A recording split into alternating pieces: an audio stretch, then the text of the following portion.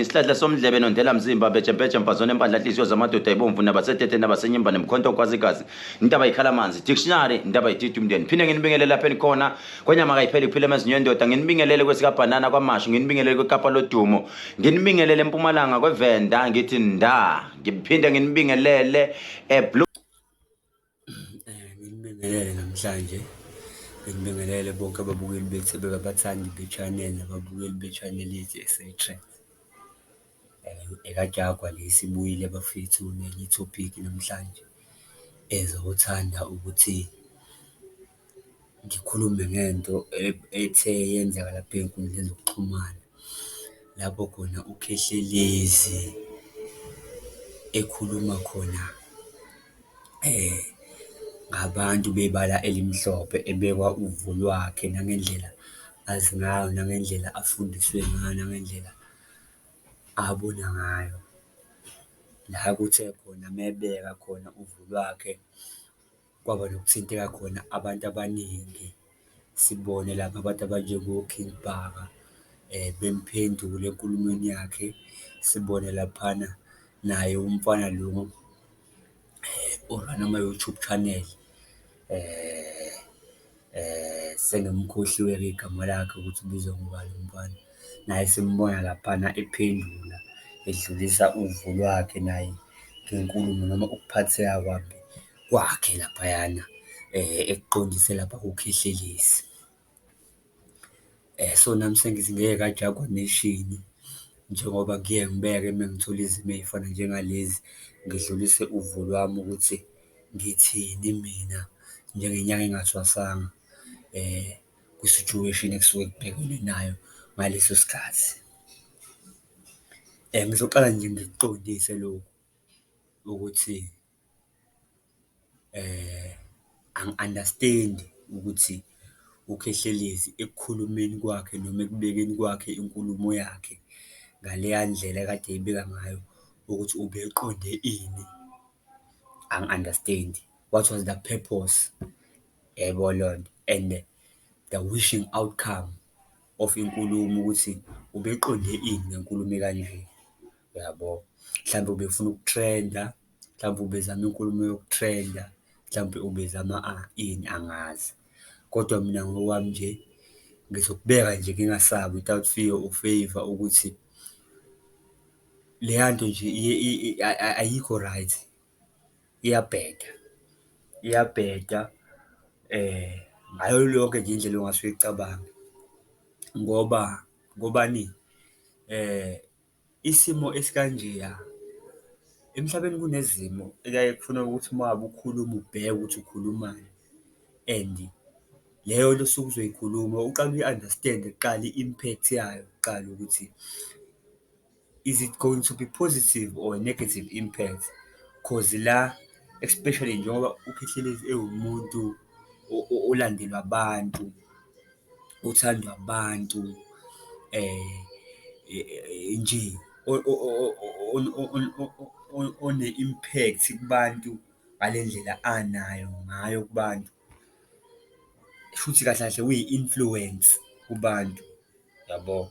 Ukube usasuka ngokwe-social media sazothi uyi-influencer, yabo. Yonke into eyenzayo abantu they tend ukuthi bayikholwe, bayibhilive. So ukwenza into ekuleya magnitude, ngicabanga ukuthi mina nje ngokwami iyabheda nje, ngeke sihle sikufihla ngoba he talks about ukuthi abantu abamhlophe bayidlozi, yabo. He talks about ukuthi abantu abamhlophe uma ulala naye uyayithatha inhlanhla kuwena, yabo. He talks about izinto ey'julile nezinto abanye abantu abangekho kwi-level yakhe abangazazi, yabo. Sinenkinga-ke la ekuthenini sike sahlangana nezimo ey'njengokuthi abantu esikhathini esidlule namanje kukhona abantu abasakholelwa kuleyo nto ukuthi abantu abamhlophe bayinhlanhla. Abanye sibathola la khona abanye sebefuna ukubasebenzisa ekuthwaleni ngabo nokwenza yonke izinto ey'rongi ngabo. yabo. Yonke leyo nto isukela kephi? Kuyinto eyakhulunywa abantu abathize ababephethe i-influence. So abantu they tend ukuthi bayikholwe leyo nto kwaze kwafika la ekuthenini khona kunabantu abafuna ukuyenza leyo nto, noma kunabantu abafuna ukuyiphruva leyo nto ukuthi ngempela ngempela ngempela iyenzeka yini. Ngithi uyabona? So uKhehlelezi lo kade ngishilo ukuthi uyi-influencer, yabo. Noma ngabe kuthiwa ngoba cause ngeke ngize ngisho ukuthi uKhehlelezi unamanga kwizinto akade ezisho, yabo. Ngoba khona enye ividiyo engike ngayibuka yakhe la esechaza khona ephendula khona abantu based kwizinto akade beyikhuluma, yabo, ezama ukucacisa inkulumo yakhe ukuthi iqondephi nani nani. Uma umlalelisisa loya muntu ukhuluma izinto eziyimfihlo, nami ezinye zazo bengingazazi ngendlela akade eyibika ngayo. Leyo nto iyinkomba yokuthi loya muntu unolwazi olujulile ngezinto ey'thize, nangezinto eziyimfihlo, nangezinto ey'nkulu nje. Unalo ulwazi olujulile ngalezo zinto lezo. So abantu vele bazoku-criticize-a ngoba vele uKhehlelezi mesho into, baningi abantu abagxumayo, bafuna ukuphika ngoba nabo besuke belandela i-trend. Ngingakubeka nje lokho kucace ukuthi basuke vele nabo belandela i-trend. Ngithi yabo, bafuna ukutrenda nabo, ama-channel abo abhume and stuff, yabo. So mina uma ngiphikisa uKhehlelezi vele yabo lento leyo abantu bazothi uyabona into ekanjalo. So people tend to do that kodwa bengayihlaziyi into esuke ikhulunywa.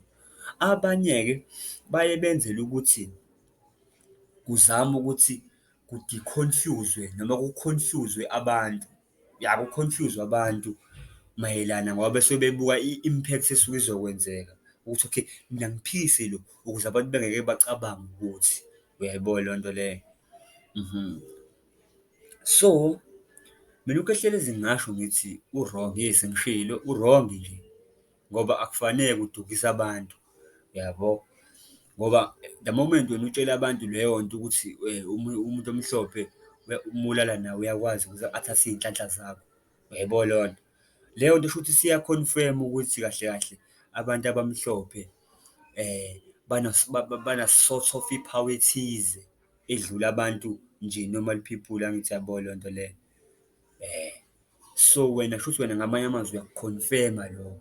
So ngaleyo ndlela u-wrong wena, uyabo leyo nto leyo. You are 100% wrong. Wena you are a leader, kunabantu abakuthatha as i-leader, kunabantu abakuthatha as i-mentor ongabazi wena kodwa uthole ukuthi bona bakuthatha as i-mentor yabo. So uku-mislead-a abantu lokho, yabo. Awukwazi ukuthi ukhulume izinto ey'njengalezo njengoba ulogunjane umfana lo okade ngimusho naye lo run ama-YouTube ukuthi igama lakhe ngiyalilibala manje, uyabo. Kade naye ekubeka kucaca lokho ukuthi kusetshenziswe emhlabeni kuzama ukuthi kukhishwe i-stigma lesi esa-instill-wa kubantu ukuthi abantu abamhlophe kumele benzekwe kanje kanje kanje kanje kanje, yabo. Kusetshenziwe. So wena awukwazi ukuthi ngoba nakhu ufuna ukutrenda nani nani ebese wena uyabuya uzokhuluma izinto ey'njengalezi ekudlangalaleni publicly, uyabo leyo nto leyo. Ngoba phela wena usunayo imali vele. So isidingo sokuthi kunabantu laba osomathuba emhlabeni abafisayo ukuba bafike kuleli zinga okulona. So wena uma ukhuluma kanjalo uzobona ukuthi okay, shuthi lento uma ikhulunywa uKhehlelezi iyenzeka. Hhayi nami ngixhume ngihlale, angithi uyabo. So kubalulekile ukuthi siy'bhasope izinto esiyikhulumayo, yabo leyo nto leyo. Ukuthi siyayikhuluma zizoba nayiphi i-impact kubantu ngoba nje lento oyikhulumile mina ngifuna ukuqamba amanga ukube nje ngiyakwazi ukwenza nje bengizosho ukuthi udoti, uyabo leyo nto leyo. Awukhulumi izinto ey'njengalezi kubantu umdala, kuney'ngane ey'bukela kuwena, kunabantu inqwaba ama-millions of people ababukela kuwena izinto, ebese wena ukhuluma kanjalo ngoba nabo la bantu okhuluma ngabo kanjalo abantu nabo, yabo, abantu. And nawe engicabanga ukuthi ngoba kade ushilo ukuthi nawe unengane kanje kanje kanje kanje, ukube le nto oyikhulumile ibikhulunywa omunye umuntu, wena ubuzoyithatha ndlelani? Ubuzoyithatha ndlelani? uyabo, ukube bekuwomunye umuntu nje ofikile wakhuluma lezi zinto kade uyikhuluma, wena ubuzothini wena, uyabo?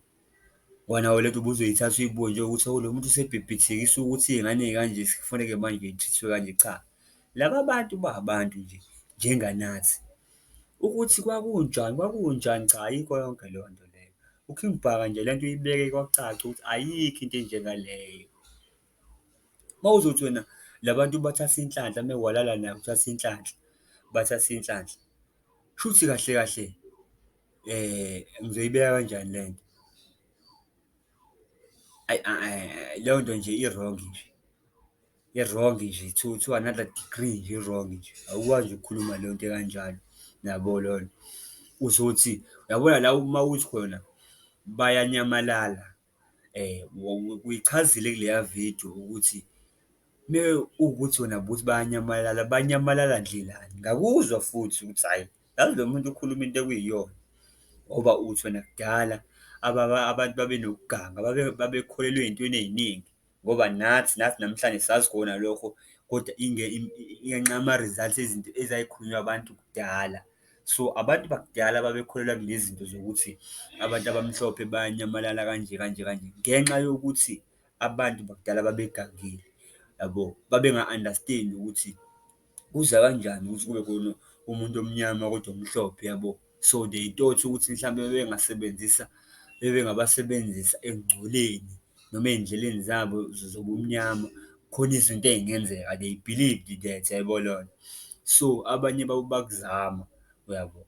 So, kwase lokho kuba indlela yokuthi kufihleke lo muntu ngoba kunabantu abafuna ukuganga ngaye, uyabo. Uma ngabe eshona uzofihlwa ngendlela ecashile bese kuwukuthi iy'ngane ngoba iy'ngane ayikwazi ukugcina imfihlo. So, abantu abadala bazokwazi ukuthi okay, lo ungcwatshwe kephi, yebo.